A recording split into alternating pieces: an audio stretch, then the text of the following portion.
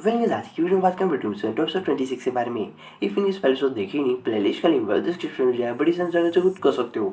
जैसा कि साकामोटो की टीम ने यूएस आर्मी के रोबोट को हराया, अब इनका मेन मिशन है पैरी की टीम को वापस जाकर ज्वाइन करेंगे। लेकिन बात किया तो यूएस आर्मी के प्लेन में इस बंदे को लग रही थी अभी अभी साकामोटो ने मुझे हरा दिया, मैं उसे बख्शने वाला नहीं हूँ। तो उनके पास आखिरी बैकअप ड्रोन पड़ा था, उसे लेके बैटलफील्ड में आता है। साकामोटो तो दिख नहीं रहा, कहाँ चला गया।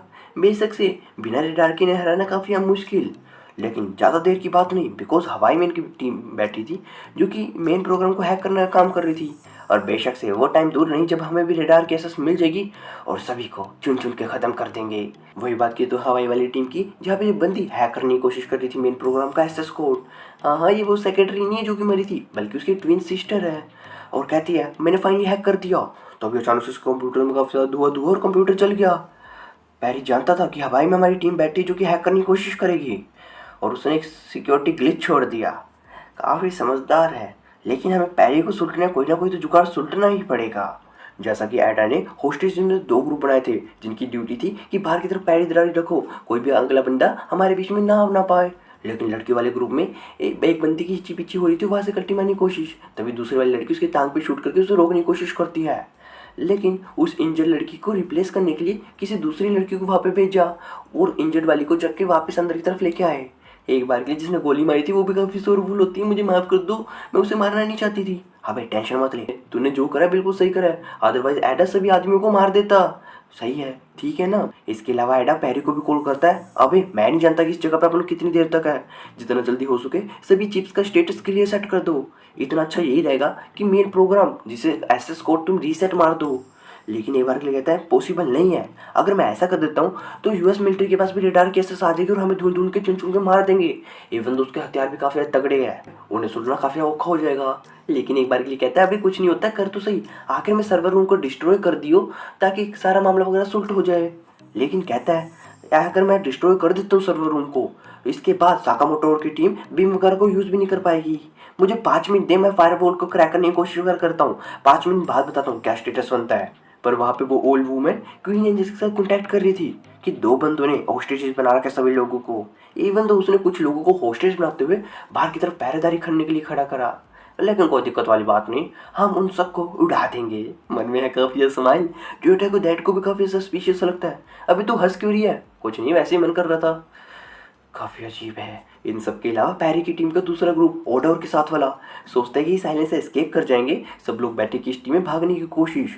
लेकिन यूएस मिलिट्री की छोटी सी बच्ची जो कि रोबोट को कंट्रोल कर रही थी, अले मैं उन्हें सपनों की नींद में सुला दूंगी, और अपने रोबोट में से एक मैग्नेटिक वेव छोड़ती है जो कि रियली मन को समझ नहीं आ रहा था यार दिमाग में हो क्या रहा है, दिमाग काफ़ी दर्द कर रहा है। तभी एक और ड्रोन नियर पास आते हुए और इनके ऊपर हमला करना शुरू, जिसे देखते हुए छोटी सी बच्ची अपने ड्रोन वाले साथी को कहती है अबे मशीन गन के साथ उनके ऊपर हमला वगैरह मत कर, टू वोलेंट। अबे फालतू की बकवास मत कर, बिकॉज मैं लॉजिकल थिंकिंग में बिलीव करता हूँ, ये फालतू की बकवास कुछ नहीं। और ये तू सोचती है ना तू तेरे रोबोट की मदद से उन्हें सपनों की नींद में सुला देगी, लेकिन असल में ये एक एडीएस सिग्नल है जो कि इलेक्ट्रोमैग्नेटिक वेव छोड़ते हैं और इंसान के दिमाग को। लेकिन तभी जेवेडिया रोक लेती है, बताने नहीं देती पूरा किस्सा क्या था। और ये ड्रोन हमला की गोलियां करते हुए इनकी बोट में होल कर दिया, और ये एडीएस के सिग्नल इफेक्ट कर रही थी और इनके एक बंदे को मारा। अपने पास कोई उम्मीद बची नहीं, अपन यहाँ से भाग नहीं सकते। और एक बार क्लाइनेट पे वापस जाने की कोशिश, लेकिन इस बच्ची के मन में अभी तुम लोग भागे कहाँ जा रहे हो, मैं इतनी तेज नहीं भाग सकती। और अपने ड्रोन वाले साथी को कहती है तू उनका पीछा कर, देख वो कहाँ पे जा रहे हैं। लेकिन इन सबके मन में हमारे पास आखिरी होप यही बची है कि अपन पैरी और का ग्रुप ज्वाइन कर ले, उनके पास भी किश्ती होगी, उसके थ्रू भाग जाएंगे, बिकॉज अपनी किश्ती तो इन्होंने बर्बाद कर दी। एक किस्सा साकामोटो का भी जो कि पैरी को ज्वाइन करने की तरफ चल रहे हैं, हम फाइनली पैरी की टीम को ज्वाइन कर लेंगे। बट बात किया तो पैरी की कंटिन्यूसली हैकिंग करने की कोशिश, जैसा कि इसके एलाइज से गार्ड कर रहे थे, लेकिन यूएस के आर्मी ड्रोन इनके ऊपर अटैक कर रहे हैं। एंड यूएस आर्मी के मन में यही सवाल कि इस आइलैंड पे कुछ ऐसी जगह है जहाँ पे किसी भी इंसान का जाना मना है। एंड पैरी उसी में से एक जगह पे खड़ा है, यानी कि सर्वर रूम। सबसे पहले हमारी मेन प्रायोरिटी ये है कि पैरी को यहाँ से खट्टी खरीद करे। लेकिन एक बार के लिए बात किया तो हवाई वाली ग्रुप की, जहाँ पे ये बंदी हैक कर ली थी कंपनी के अंदर, एडा का सीन दिखता है सैचवार्ड, साथ में बूढ़ी औरत जिसे एक क्वीन कह रहे थे, एंड नीचे की तरफ मरी पड़ी है इसकी सिस्टर। एक बार के लिए ट्विन कहती है मुझे उसकी परवाह नहीं, क्योंकि मैं अभी पैरी के साथ कदम से कदम मिला के चल रही हूँ। ये काफ़ी मुश्किल सिचुएशन हुई पड़ी है एंड मेरी जॉब काफ़ी मेन प्रायोरिटी है। और फाइनली मैंने हैक कर लिया इसका एक्सेस कोड और इसे डिफ़ॉल्ट पासवर्ड जो कि शुरू में था वही रखा है। एक बार के लिए सिस्टम ऑनलाइन होता दिखता है, पैरी भी कहते हैं मैं लेट हो गया। और यूएस के आर्मी वाले जो कि एयरक्राफ्ट में बैठे थे, अले हमें भी रेडार कैसे मिल गई। उन्हें हराना हमारे लिए बच्चों का खेल है अब तो। लेकिन जैसा ट्विन ने अपनी जोक करी एंड फूट फूट के रोने लगती है। अरे हम दर्दी रहे, कुछ नहीं होता है। मैं तुम्हारी बहन तो नहीं दे सकता, लेकिन हम उसके लिए कुछ जरूर ना जरूर करेंगे। जैसा कि साकामोटो अपनी टीम के साथ जा रहा था, दिखता है किसी का सिग्नल। क्या वो ओडा है? नहीं, मुझे कुछ और लग रहा है, क्या पता सिस्टम ऑनलाइन हो गया हो। पर यहाँ पे पैरी एडा से माफी मांगता है, मैं उसे हैक नहीं कर पाया, मैं लेट हो गया, माफ करो। लेकिन एडा कहता है ये सब मेरी गलती है, बिकॉज मैं ही तुझसे बार बार पूछ रहा था यार, तूने हैक किया है या फिर नहीं किया। चल जल्दी से यहाँ से कल्टी मार, अदरवाइज तेरी लाइफ डेंजर में आ जाएगी। और बाकी का कहानी मैं सुट लूँगा, बिकॉज इसका डिफॉल्ट पास हो जाए और उनका क्लियर स्टेटस करना बच्चों का खेल है, जल्दी कर दूंगा। एक बार के लिए इसके मन में भी शायद से मैं कुछ कर सकूँ यहाँ पे भी। सिस्टम को अगर मैं क्रैश कर दूँ कुछ हो सकता है। लेकिन इसके अलाइस कहता है भाई बेबली, हमारी डेंजर में लाइफ आई पड़ी है, अगर तूने नहीं कुछ करा तो हम मर जाएंगे। ठीक है, हमें यहाँ से भागना पड़ेगा। हम माउंटेन के वेस्ट साइड में जा रहे हैं, बिकॉज वहाँ पे शायद से ड्रोन नहीं है बच सके। एक बार के लिए बात किया तो कंपनी में जब एडा ने लड़कों वाला ग्रुप एलिवेटर के पास खड़ा रखा था, लेकिन तभी एलिवेटर में से कोई आया, गार्ड करते हुए बंदी निकल के आया मोटा। अले हमारी बिल्ली हमसे ही मियाओ, तुम भी उसके साथ मिल गए। मुझे उम्मीद है कि एडा इस सिक्योरिटी कैमरे से हमें देख रहा होगा। तू अकेला तो नहीं मरेगा एडा, काफी कुछ रहेगा। और काफी कुछ लिच्ची पुच्ची बातें करता है जिसे देखने में आ रहा। लगता है कोई हिट सिग्नल दे रहा है। जाके अंदर चेक कर सभी होस्टेजेस को। यूटा के डैड देखने के लिए गए, लेकिन यहाँ पे खिड़की पे कोई खड़ा था जिसने निशान लगा तो एडा को मारी गोली सीना चीरते हुए। इसी के साथ सेक्रेटरी भी यूटा के डैड को लाके फेंटती है एंड क्वीन की बंदी बॉय वाले ग्रुप और लड़की वाले ग्रुप को लाके फेंटा। एंड फाइनली लगता है हम जीत गए।